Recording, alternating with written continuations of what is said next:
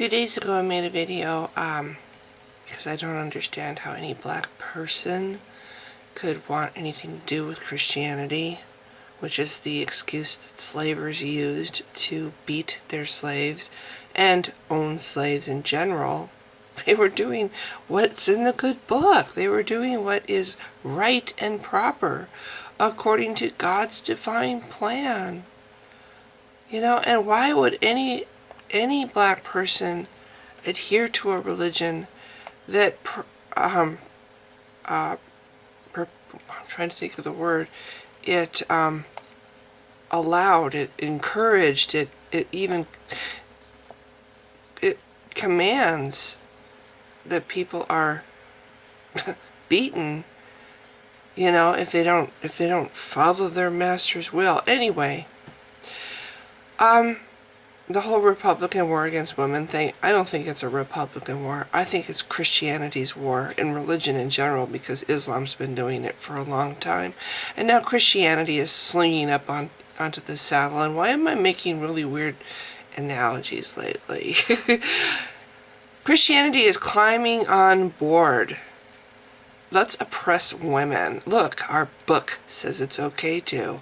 Let's oppress women. This is what I'm saying. Christianity and Islam attract people that want to oppress others. This piece of shit, Pastor Stephen L. Anderson, is one of these people. You know, I hate to be his wife. The idea of being married to this slime ball. Imagine what her life must be like. Or if he has a little daughter, this slime ball is raising up a little child. It makes me sick. You know, think of the emotional abuse and oppression this man must pile on them. So anyway, this is an article in the HuffPost. Pastor Stephen L. Anderson wants women silent in church, not even an amen. You know, fuck you, Pastor Anderson. You know what? I don't give a rat's ass what you want. You don't have a right to tell other people to shut up. You don't have the right to dictate what other people are allowed to do. We have laws for that. And if I can ever get my computer to do whatever, you know, this computer has degenerated to the point where I've thought about bringing my other one back out, because it turns off, it doesn't really last more than 5 minutes, and then when it does last, it takes forever. Okay, I'm just going to play this video. I have not watched it yet, so word of warning, I might react. This is the first thing I saw when I went to Facebook this morning. I will try to retain my composure.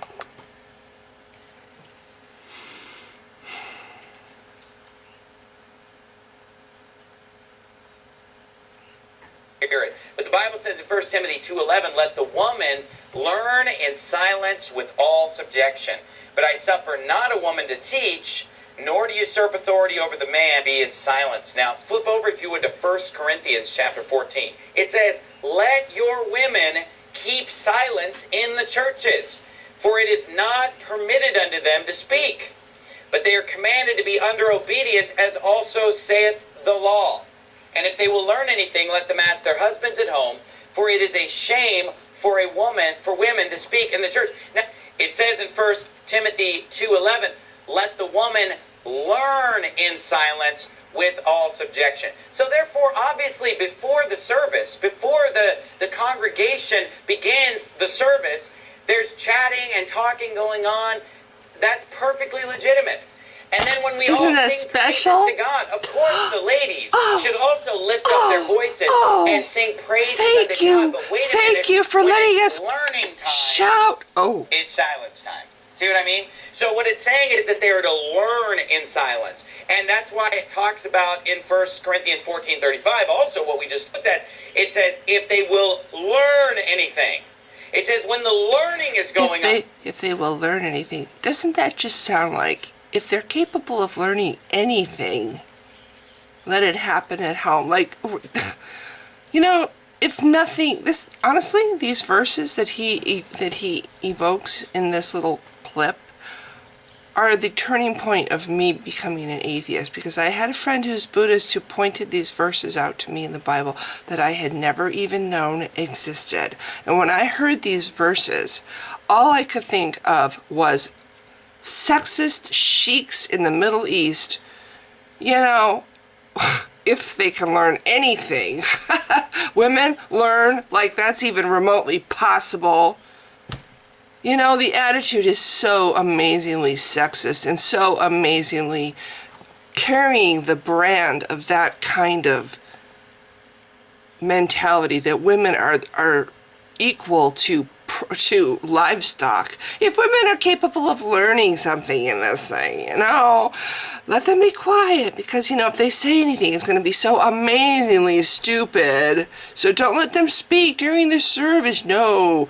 But if, you know, if they think when they get home that they might have learned something from this, let them ask their husbands then. Their husbands, you know, are responsible for dealing with these little weak, fragile, stupid things that we keep because we have to have sons. I mean, that is so the mentality of these verses. That, in my opinion, takes the entire gospel with big, shiny red marker bullshit across the whole thing. That's what it did to me. I could no longer look at the Bible and say, this is inspired by God. No. Because, I'm sorry, if it was inspired by God and men like this were able to insert shit like this, then I'm sorry, God has zero power. If he can't control what gets put in his fucking book, he has zero power. And the fact is, there is no God, and all this is a compilation. Anthology. It's an anthology of shit that the church approved to go into what they wanted to push on people. We can't have our women learning. No. We can't have our women be equal to men. No. They need to be silent. We need to be controlling our women. This makes me ill. No, I'm not going to listen to any more of this bullshit. This just makes me ill. So this is one example of what I'm saying about the war on women isn't being waged by Republicans, although many Republicans cling to this nasty, sexist, bigoted religion. But it's Christianity. You know, I think they figured out that one of the reasons their religion is dying is because women are speaking. You know? I think that's what they're blaming. I don't think it's that women are speaking, you know, that women are undoing the church. I'm thinking that they perceive the falling of their religion as women's fault. It's women's fault. We need to go back to the olden days when women weren't allowed to speak in church.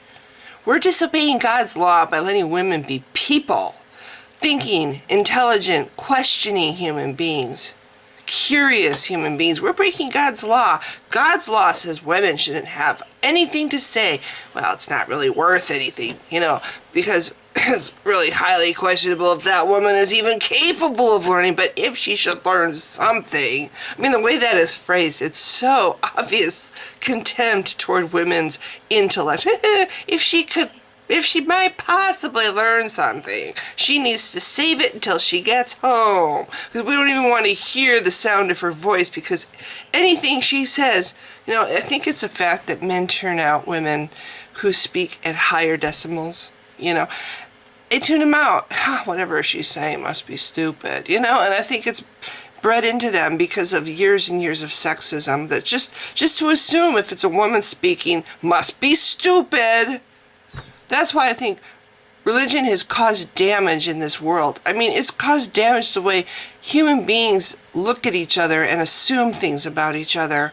You know, it causes preconceived ideas about other people. Oh, you know, woman must be stupid, doesn't have anything to say, can't do math.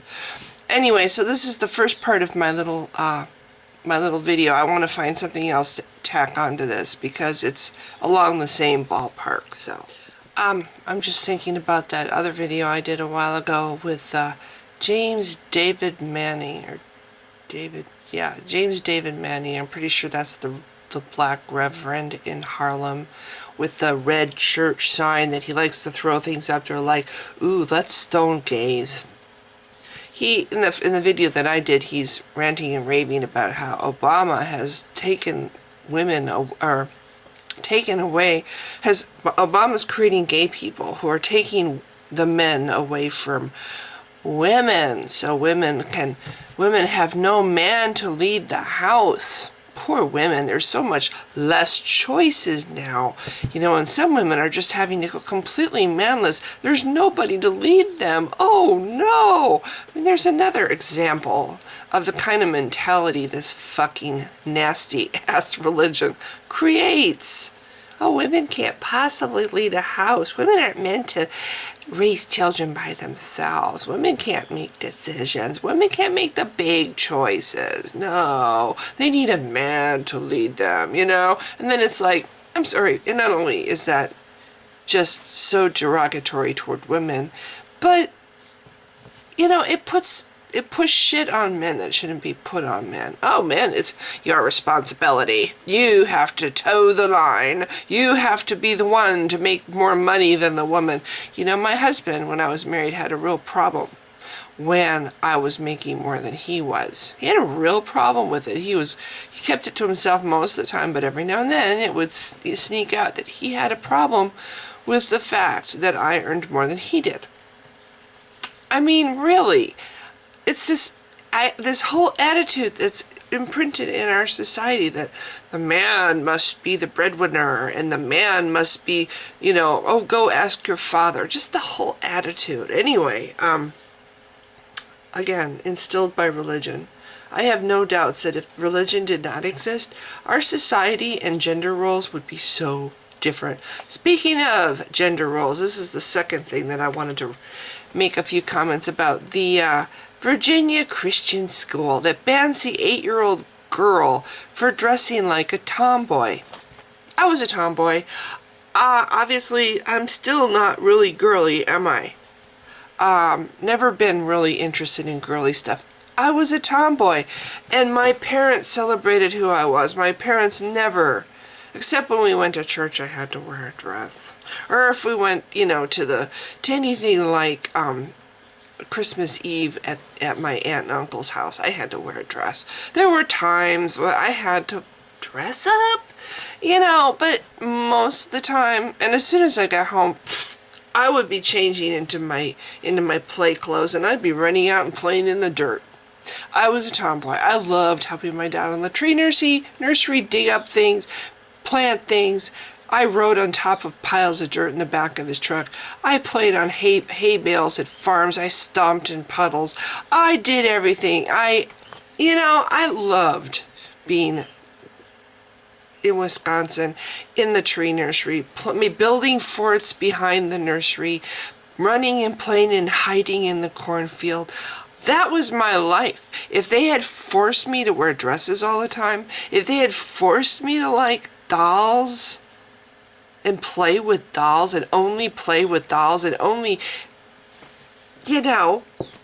act girly, have to act like your gender because this is what the Bible says, I would have had the most miserable childhood, and we only get one childhood. I'm sorry, and I'm sorry, but no fucking school can say, sorry, you don't get to be who you are. I mean, what a fucking awful religion that teaches that you have to be a certain way. You have to be a little drone. There's 2 drones in this army. You're either this girly kind, or you're the masculine kind. But you have to have the plumbing. You can't decide a team. You can't decide what you are. You have to have whatever your plumbing is. That's what you are. There's no shades of gray here. You can't be a little girl who likes to play G.I. Joes with the guys, and you can't be a guy over here who likes to play with stuffed animals and stuff with the girls. No, you have to be one or the other, black or white. You don't get to be an individual. You don't get to try to decide who you are as you're growing up. or what you like, or explore the world fully as much as you want to. I'm sorry, but what a crappy school. What a fucking crappy school. If I was a parent and I heard about this story, I would take my child out of this school. I would not let any child of mine in a school that does this. I'm trying to figure out what the name of the school is. I just think, why would anybody want their child to be in this school? There's a clip here by the Quiet Atheist. I wonder if he mentions the name of the school. I'm just going to play a little bit of it.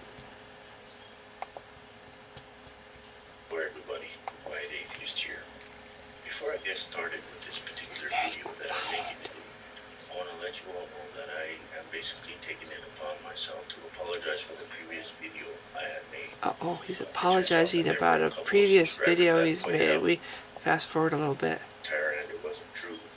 I decided to take it upon myself. He's still apologizing. I'm sure he doesn't have any reason to apologize. It is against their biblical standards for this young girl to dress like a tomboy. So as a result of this particular issue, they kicked her out of school. Kicked out of school for expressing who she is. Because of the way she dressed. They basically said that it was against biblical standards for... Well, I'm not going to play this whole thing. You know, if you want to know the name of the school, it's not that hard to figure it out. I am so opposed to this. I am so opposed to, you know, a little child is trying to figure out who they are, you know, all these insecurities that children have, trying to love yourself, embrace who you are, you know, fit in. And then you have a fucking school gang up on an 8-year-old and kick her out for simply dressing in clothes that she feels comfortable and that she feels right in, that she can be herself in. I never felt comfortable. I used to actually get, when I had to wear dresses to church, I don't know if it was the church or the dresses. I always blamed it on the dresses.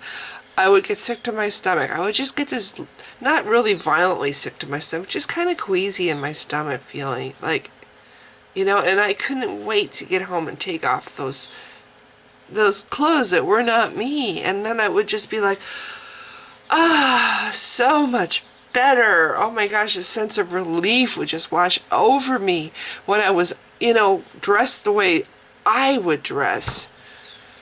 So I'm sorry, I really hate religion. I hate Christianity. These are 2 examples, actually 3 if you include Pastor Manning in the Harlem Church, that demonstrate that Christianity continues to have this attitude about women, that women are less than men, that women should be under the control of men, or that women, you know, have to fit a certain image, or they're not proper, or they're unbiblical. So, anyway, I just wanted to do a video. Nothing angers me more than sexism. Nothing. Nothing angers me more. And I see this religion as a poison that has caused long-term effects on how women and men see each other. And I think it's very bad and very unfortunate, you know, that to this day there are men that will hear a woman talk and immediately assume this can't be very good, you know. Oh, she knows nothing about cars. Women drivers, you know. I'm sorry, but men and women have they're crappy male drivers. There are male gossips, you know. There are males that open their mouths and have absolutely nothing intelligent to say. And I think men would agree with this, you know, because I'm sure they've run into men like that. Anyway, so that's the end of my little rant session for this morning. I hate religion, I hate Christianity. Every time I turn on my computer, I find a new reason why. So, if you've been watching, thanks. Bye.